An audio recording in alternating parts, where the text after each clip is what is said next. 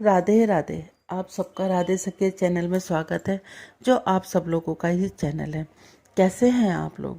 भगवान श्री कृष्ण से प्रार्थना करते हैं, राधा रानी से प्रार्थना करते हैं कि आप सब लोग अपने घर में सुरक्षित होंगे, ठीक होंगे। राधे राधे। पुत्रदा एकादशी पौष महीने की शुक्ल पक्ष की पुत्रदा एकादशी है। जैसा कि इसका नाम है वैसा ही इसका अर्थ है। पुत्रदा एकादशी की कहानी कुछ इस प्रकार है। श्रीमन नारायण नारायण नारायण, लक्ष्मी नारायण नारायण नारायण, तुलसी नारायण नारायण नारायण, श्रीमन नारायण नारायण नारायण। हे नाथ नारायण वासुदेवा, हे नाथ नारायण वासुदेवा। बोलो राधे राधे। एक दिन युधिष्ठिर ने भगवान की सेवा से निवेदन किया कि प्रभु, आप यह बतलाकर मेरी जिज्ञासा को शांत कीजिए कि पौष शुक्ल पक्ष की एकादशी का क्या नाम है और इस दिन किस देवता की पूजा अर्चना की जाती है। श्री कृष्ण बोले, कुंती नंदन, पौष महीने में शुक्ल पक्ष की एकादशी का नाम पुत्रदा, जैसा इसका नाम से ही अर्थ निकलता है। इस व्रत के करने से पुत्र की प्राप्ति होती है। इस व्रत में भगवान नारायण की पूजा होती है। मंत्रोच्चारण से नारायण जी को धूप दीप नैवेद्य आदि भक्त और श्रद्धा के साथ अर्पित करना चाहिए। इसमें व्रत से जो पुत्र पैदा होता है वह बड़ा ही तपस्वी, विद्वान और धनवान होता है। इस संबंध में मैं आपको एक कथा सुनाता हूँ। एक राजा था, उसका नाम सुकेतुमान और भद्रामती नगरी में रहता था। उसके कोई संतान नहीं थी। उसकी पत्नी का नाम सैव्या था। संतान न होने का कारण वह सदा चिंता में लीन रहती थी। राजा जब भी अपने पितरों को पिंड दान करता था तो पितर रो रो कर उसे ग्रहण करते थे कि इसके बाद हमें कौन पिंड देगा।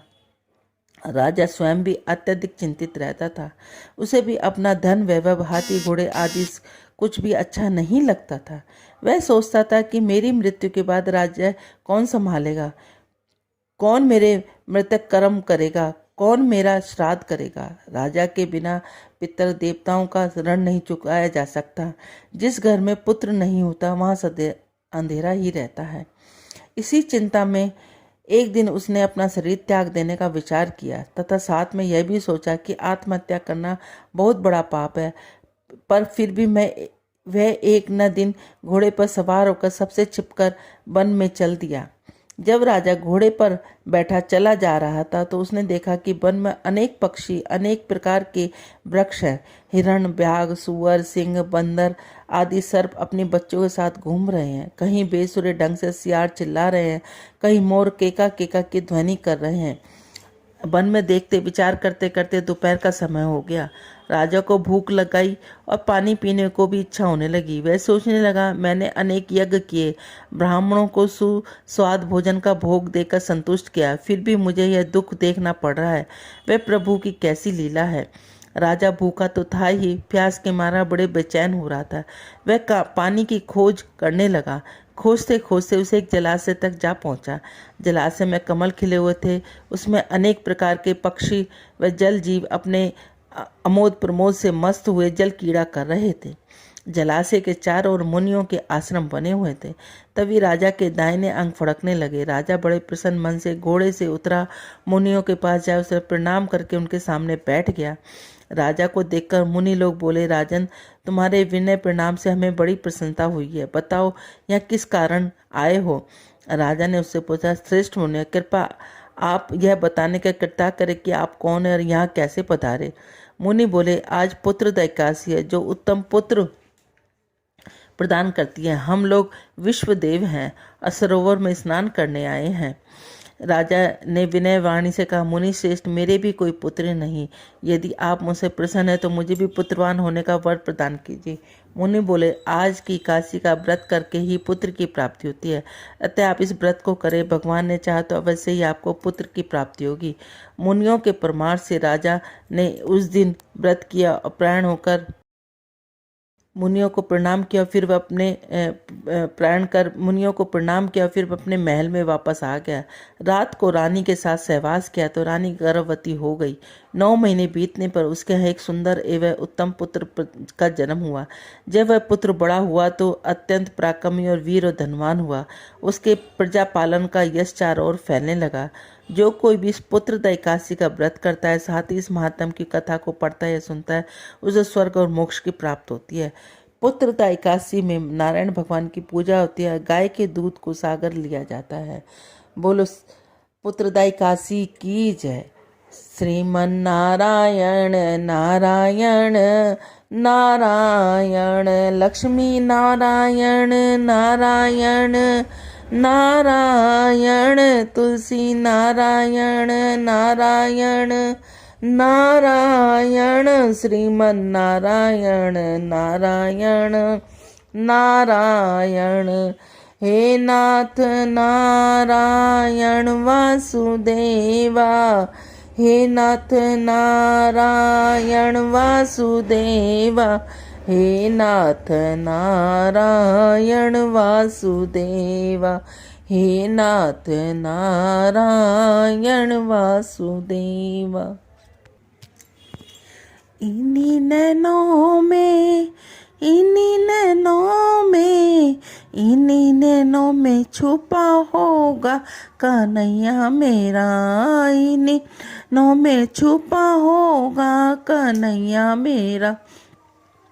हमरी ना मानो यशोदा माँ से पूछो, हमरी ना मानो यशोदा माँ से पूछो, जिसके आंचल में छुपा होगा कन्हैया मेरा, जिसके आंचल छुपा होगा कन्हैया मेरा। इन्हीं नैनों में, इन्हीं नैनों में, इन्हीं नैनों में छुपा होगा कन्हैया मेरा, इन्हीं नैनों छुपा होगा कन्हैया मेरा। हमरी ना मानो तो नंद बाबा से पूछो, हमरी ना मानो नंद बाबा से पूछो, जिनके प्राणों में छुपा होगा कन्हैया मेरा, जिनके प्राणों में छुपा होगा कन्हैया मेरा। इन्हीं नैनों में, इन्हीं नैनों में, इन्हीं नैनों में छुपा होगा कन्हैया मेरा। हमरी ना मानो तो ग्वालों से पूछो, ओ हमरी ना मानो तो ग्वालों से पूछो, जिनकी टोली में छुपा होगा कन्हैया में, जिनकी टोली में छुपा होगा कन्हैया मेरा। इन्हीं नैनों में, इन्हीं नैनों में, इन्हीं नैनों में छुपा होगा कन्हैया मेरा। हमरी ना मानो तो मीरा से पूछो, हमरी ना मानो तो मीरा से पूछो, जिनके गीतों में छुपा होगा कन्हैया मेरा, जिनके गीतों में छुपा होगा कन्हैया मेरा। इन्हीं नैनों में, इन्हीं नैनों में, इन्हीं नैनों में छुपा होगा कन्हैया मेरा। हमरी ना मानो तो गोपियों से पूछो, ओ हमरी ना मानो तो गोपियों से पूछो, जिनके सांसों में छुपा होगा कन्हैया मेरा, जिनके सांसों में छुपा होगा कन्हैया मेरा। इन्हीं नैनों में, इन्हीं नैनों में छुपा होगा कन्हैया मेरा। हमरी न मानो तो भक्तों से पूछो, हमरी न मानो तो भक्तों से पूछो, जिनकी भक्ति में छुपा होगा कन्हैया मेरा, जिनकी भक्ति में छुपा गा कन्हैया मेरा। इन्हीं नैनों में, इन्हीं नैनों में, इन्हीं नैनों में छुपा होगा कन्हैया मेरा, इन्हीं नैनों में छुपा होगा कन्हैया मेरा। बोलो राधे राधे।